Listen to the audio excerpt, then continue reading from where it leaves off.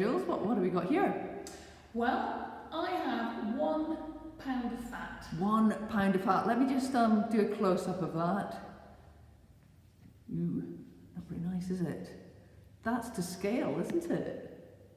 That's the scale, Excellent. Yeah. So I believe some people, when they get on the scales, after maybe a week or so, are told, when they hear that they've lost only a pound of fat, they get rather disappointed, don't they?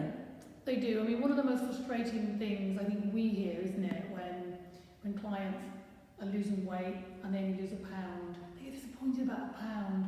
But if you're losing a pound of fat, that's what you're losing. Look at that. Are you really disappointed that you're losing a pound of fat? If it's really fat and not water, of course, Yeah. Look at that. I mean, that's massive, isn't it? Look how big it is. Put that on your belly for us, Jules. See what difference that makes. Turn sideways so we can see. That's not insignificant, is it, ladies? Stick it on your bum. What a difference would it make if you lost it from your bum? Because I'm more of a pear shape, so that's where I'd lose it from, my bum. Gosh, I'd be quite happy if I'd got rid of that off my backside, frankly. So what's the message here, Jules?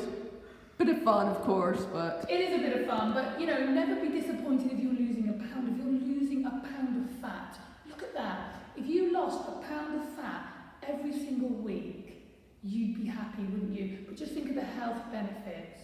Think about how you're going to look and how you're going to feel as you start to lose more of this. One of those every week. Yeah. Wow. Yeah. How big would that be? Imagine taking that off every area of the body. Yeah. Absolutely massive. Just a bit of fun, ladies, but hopefully it'll be thought-provoking. Never be disappointed in losing a pound of fat.